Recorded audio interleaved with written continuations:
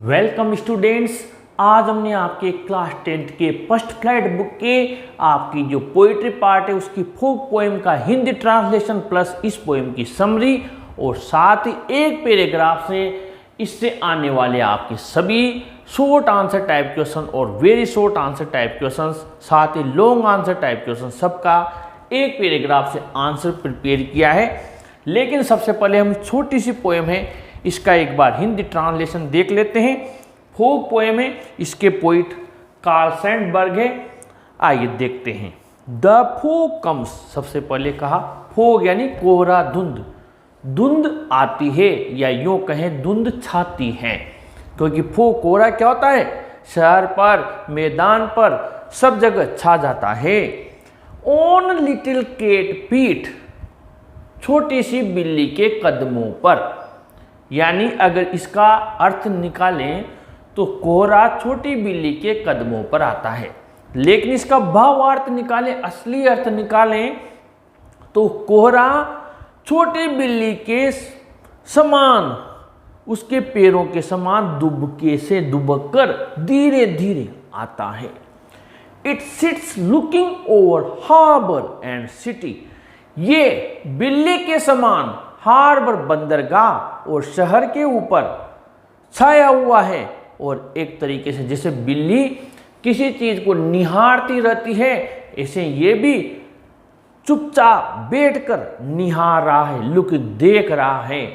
On silent हॉन्चेज, जैसे चुपचाप दबे पैर, हॉन्चेज यानी घुटनों को मोड़कर बैठकर बिल्ली निहारती रहती है, ऐसे ये फोग भी बिल्ली के समान छाया हुआ है और शहर को निहार रहा है।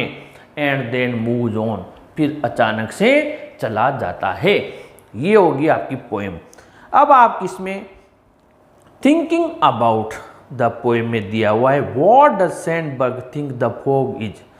सैंडबर्ग के अनुसार फोग क्या है, तो आप इसका आंसर लिख सकते हैं। पोएट की जगह द पोएट, सॉरी यहाँ पोएट की जगह आप लिख सकते हैं Sandburg thinks the fog is like a cat, या Sandburg compares fog with the cat. Sandburg कोहरे की तुलना बिल्ली से करता है। इस क्वेश्चन में से भी आंसर बना सकते हो, Sandburg thinks the fog is like a cat. Number 2, how does the fog come, fog कैसे आती है, तो आप कैसे लिखेंगे, ये रहा सेकंड का। Fog comes and disappears in a silent manner as a cat does, fog आती है और गायब हो जाती है चुपचाप तरीके से, जैसे कि एक बिल्ली करती है। Number 3, what does it in the third line refer to, तीसरी पंक्ति में इट का क्या अर्थ है, तो आप इसका आंसर लिख सकते हैं in the third line it refers to the fog, किसके लिए आया है, फोग के लिए आया है। Number 4, does the poet actually say that the fog is like a cat, find 3 things that tell us that the fog is like a cat.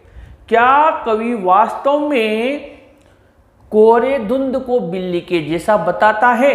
ऐसी 3 चीजें बताई इस कविता में से जो ये बताती हो कि हाँ वास्तव में कोहरा बिल्ली के समान है।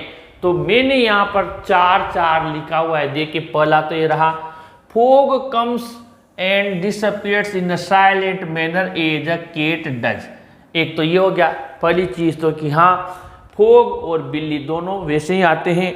फिर है इट सिट्स ऑन, ये बैठती है, इट्स हॉन्चेज, घुटनों को मोड़कर लाइक अ केट, जैसे बिल्ली निहारती है। और एक और है, ये तीनों लाइन लिख देना, both fog and cat come and go whenever they want, वो जहां जब भी जाना चाहे वो चले जाते हैं।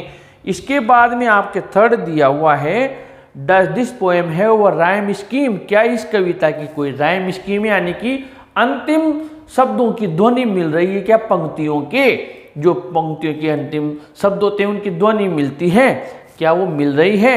और poetry that does not have an obvious rhyme और राइम रिदम और rhyme is called free verse, जिस कविता में लय ताल नहीं होती है, धुन नहीं मिलती है, उन्हें फ्री वर्स कहा जाता है। तो ये आपकी कविता है, इसमें लास्ट का वर्ड है कम्स, अगली लाइन का है पीठ, नहीं मिल रहा, लुकिंग, सिटी, हॉन्चेज, वो नहीं मिल रहा। तो हम क्या कहेंगे, this poem does not have any rhyme scheme, इस कविता की कोई राइम स्कीम नहीं है। It is a free verse, ये फ्री वर्स यानी इसकी कोई रिदम नहीं मिलती है। अब ये तो हो गया आपकी पोएम से रिलेटेड जो फर्स्ट और थर्ड जो मोस्ट है। अब इसके आपकी जो एडिशनल क्वेश्चन दिए हुए हैं मैं आपको बता देता हूं। जैसे यहाँ पर हमने क्या किया है कि 6 क्वेश्चन हैं, 6, उनका एक ही आंसर बना दिया है। What are the similarities the poet has drawn in the poem Fog? कविता में कवि ने जो फोक कविता है उसमें क्या सिमिलरिटीज यानी समानताएं बताइए। नंबर 2 है what is the behaviour of a cat and how it is similar to fog, बिल्ली का व्यवहार कैसा होता है और ये कोरे धुंध से कैसे मिलता जुलता है। Third, how does a cat come and go, एक बिल्ली कैसे आती और जाती है। कंपेयर इट विद फोक, इसको कोरे से इसकी कंपेयर कीजिए, तुलना कीजिए, इसी में प्लस है। Why does the poet compare the fog with the cat, कवि फोग कोरे की तुलना बिल्ली से क्यों करता है। और how is the fog metaphorized in the poem fog, जो फोग है कोरा उसकी फोग कविता में कैसे मेटाफोर यानी उसको रूपक अलंकार बिल्ली का कैसे रूप दिया है। और एक और है how does the poem fog emphasize on silence, जो पोएम फोग कविता है एम्फेसाइज यानी बल देती है, जोर देती है, साइलेंस यानी शांति पर कैसे बल देती है। इतने सारे क्वेश्चंस का एक आंसर बनाया है पोइट से लेकर वांट तक, यानी इस पॉइंट से आप लिखना और आप लिख देना या वांट तक। यानी poet compares fog with the cat, कवि फोग की तुलना बिल्ली से करता है। The cat does everything silently and, और यहां पर लिख देते हैं फास्ट एंड फास्ट, जो बिल्ली होती है वो हर चीज बड़ी ही साइलेंट यानी शांत एंड फास्ट वो तेज करती है। Fog comes and disappears in silent manner as a cat does, जो फोग होती है कोरा धुंध वो आता है और गायब हो जाता है चुपचाप, जैसे तो बिल्ली ऐसा करती है। It sits on its haunches like a cat, ये घुटने मोड़कर बिल्ली के समान बैठता है या निहारता है। It looks around and goes away, ये भी इधर उधर देखता है और चला जाता है बिल्ली की तरह। Both fog and cat come and go whenever they want, जहाँ भी बिल्ली और फोग चाहे वहाँ चले जाते हैं जब भी। तो यहाँ पर आपका ये कंप्लीट हो गया, यानी 6 का 1। 7वां, राइट द थीम, यहाँ पर गौर कीजिए, थीम यानी विषय वस्तु, मैसेज यानी कि संदेश, और सेंट्रल आइडिया यानी केंद्रीय भाव। कविता की विषय वस्तु क्या है, संदेश क्या है, केंद्रीय भाव क्या है। अब 3 क्वेश्चन अलग अलग बनते हैं लेकिन एक में, और इसी से बना दिया है आप लोगों के लिए। तो आपको कुछ नहीं करना, फोग पोएम टेल से लेकर सक्सेस तक, और ये आपके यहाँ पर रहा। Fog poem tells us that we should do our work silently, इसका संदेश क्या है, मैसेज, और थीम सेंट्रल आइडिया कि हमें हमारा काम शांति से करना चाहिए, चुपचाप अपना काम करना चाहिए। Our main focus should be on our goal, हमारा लक्ष्य ध्यान केंद्रण हमारे लक्ष्य पर होना चाहिए फोकस।